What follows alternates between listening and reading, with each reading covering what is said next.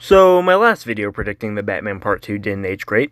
I'd still love you to watch it if you haven't, it'll be linked at the end screen, but within a couple weeks after I uploaded it, new casting announcements blew most of my theories out of the water. I was going to wait for Matt Reeves to officially confirm all the casting rumors before making a new video so that I wasn't having to update my theories every month, but since the rumor mill has died down and we have no idea how much longer we'll be waiting for Matt's personal confirmation of the major unofficial casting announcements, I'm gonna run with what we're all assuming to be fact. Sebastian Stan is playing Harvey Dent, and Scarlett Johansson is playing his wife Gilda, or a similar character with some connection to him. Harvey's father, Christopher, is also supposedly a major role to be played by an A-list actor, though he has not apparently been cast yet. Now, this should be obvious, but the fact that these characters are all being played by such high-profile celebrities means that they are going to be major players at the heart of the story. Thus, combined with the recent evidence that Mike Marino is doing prosthetic work on Sebastian Stan, it feels safe to assume that Two-Face will be the film's primary villain. While I don't think many of us expected or even wanted this, considering Matt Reeves claimed this film's villain had never really been done before, and Two-Face was also a major villain in the second film of the last Batman trilogy, I think this could be done in a way that feels very original and uses the tragic character of Harvey Dent far more effectively than Christopher Nolan did. So let's start there, with how The Dark Knight's depiction of Two-Face falls short. I don't want to spend too much time on this point, because a whole video could be made on it, and, well, the channel V and Fuso already did a great job there. But to keep this brief, Harvey Dent in The Dark Knight never feels like a consistent, complex character whose actions are internally motivated. Rather, he feels like a walking thesis statement who exists solely to prove the Joker's point. His turn to villainy doesn't feel justified because he's such a simple, goody two-shoes with a clear philosophy before his tragic loss and disfigurement, and then he just becomes a totally different character when the story needs him to, with little to no justification. Additionally, this version of the character doesn't serve as the perfect foil to Batman that his comic book counterpart does. The biggest criticism of The Dark Knight is that it's more the Joker's movie than Batman's, and part of what that means is that the supporting characters are defined less by their relation to the protagonist, and more by their relation to the antagonist, and there is no character in the film for whom that is more true than Harvey. He's not meant to be a foil for the hero so much as an extension of the villain and his philosophy, and that's not necessarily a bad thing, but here, it's a shame because Two-Face in the comics mirrors the internal conflict, the split identity, and the deep dissociation within Bruce himself. Additionally, because half his personality is still good even when it loses control of the other half, it puts Batman in a moral dilemma when he has to figure out how to stop him, epitomizing the reason for his philosophy that there is good in everyone that makes everyone worth saving. And because the Dark Knight abandons Harvey's dissociative identity disorder and kills him off so quickly after his fall, the film fails to make use of what makes the character so compelling. But the Batman Part 2 could rectify that. See, whereas The Dark Knight kept Harvey Dent a squeaky clean hero until his tragic fall 2/3 into the runtime, and then turned him into the disfigured villain for the climax, I suspect Matt Reeves will make him a villain from the start, though I doubt he'll be disfigured until the very end. Of course, we wouldn't know that he's the villain until near the end, and he likely wouldn't be the only one. Let's not forget Scarlett Johansson after all. Assuming she's playing his wife, Gilda Dent, there's precedent in The Long Halloween for her to be a killer as well. And because I loved the idea in my previous video of the Arkham family being prominent in this story, she could even be a composite character combining Gilda Dent with Victoria Arkham, making her a cousin of Bruce as well. Whatever her name, we'll just go with Victoria, I imagine she is at the heart of whatever scandal and murder spree goes down in this film. As I emphasized in my previous video, the wealthy families of Gotham, particularly the Waynes and Arkhams, are under heavy scrutiny and public fire in the wake of the Riddler's smear campaign, and I'm sure whatever goes down, it is largely thanks to the Arkhams trying to cover up their shady affairs. I won't go into it all again here, so watch my previous video if you want to know exactly what I think they could be covering up.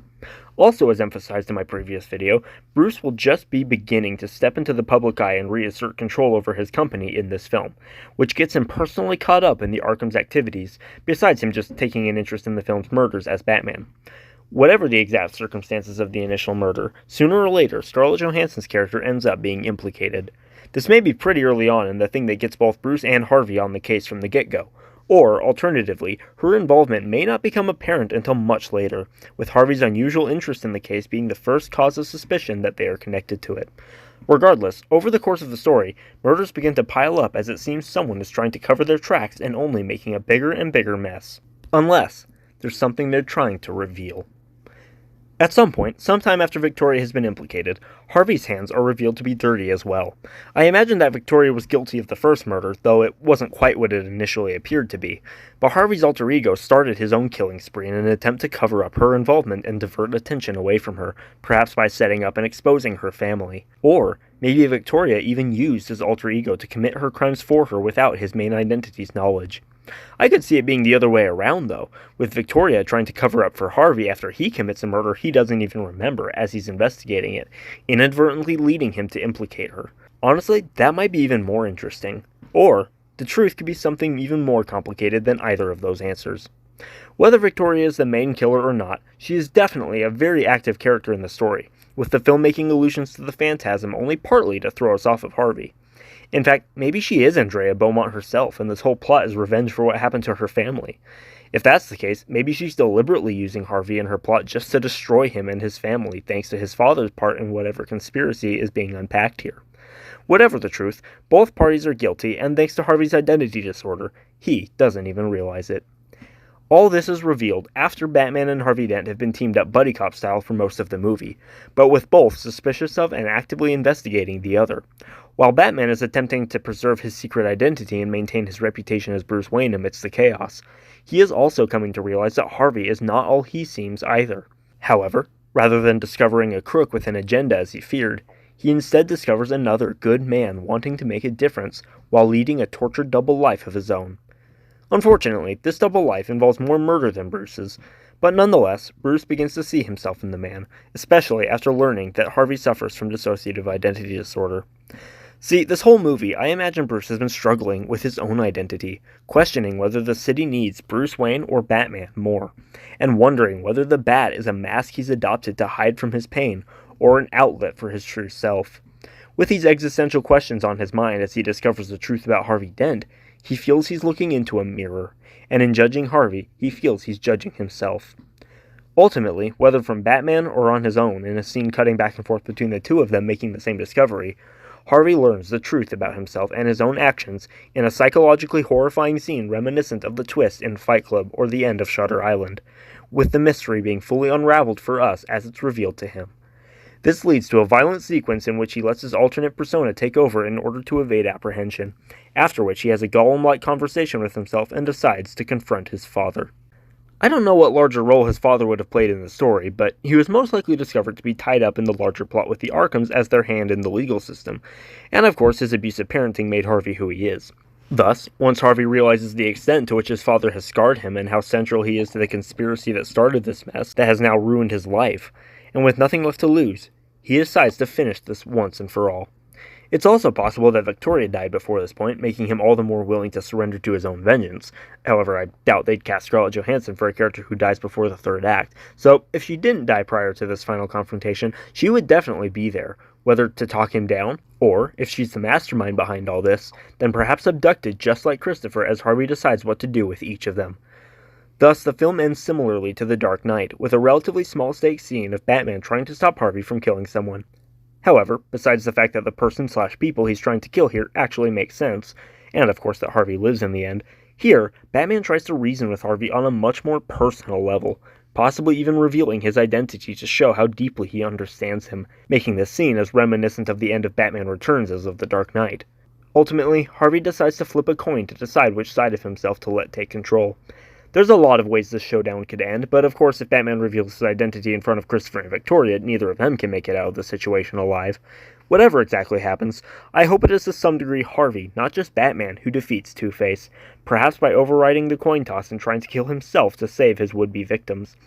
And if he does, this would likely be how he gets his scars, with Batman tackling him as he tries to shoot himself, causing him to miss and blow off half his face instead. In spite of this, I imagine he ends the film with a certain respect for Bruce and Batman. And if he did reveal his identity to him, then Harvey vows to keep it a secret before he allows himself to be shipped off to Arkham. Do I like this potential plot as much as the last one I imagined? I don't know, I did like how that one put Bruce on the defensive and made his public image and family legacy the thematic core of the story, But I suppose you could try to do some of the same things with this plot. In fact, a lot of my ideas from my previous theory could still be incorporated into this one, such as Bruce being framed for murder, or even the use of Hush, with Tommy Elliot being a red herring for Harvey Dent, rather than the other way around like in the original comic. However, I wanted to focus on how I hope they'll use Harvey Dent here. I have always wanted to see him done right as a character, so this story could do that, while using him to force Bruce to examine his own identity, furthering his development from the previous film by allowing him to come to terms with his trauma and find balance in his own double life. Whatever's in store for us, though, I'm fairly confident Matt Reeves is going to blow our expectations away. But what do you think? What do you most want to see in the Batman Part 2, and what do you think's most likely? What theories and speculations did I not mention here which you find most intriguing? Let me know in the comments below. Until next time, just keep thinking out loud.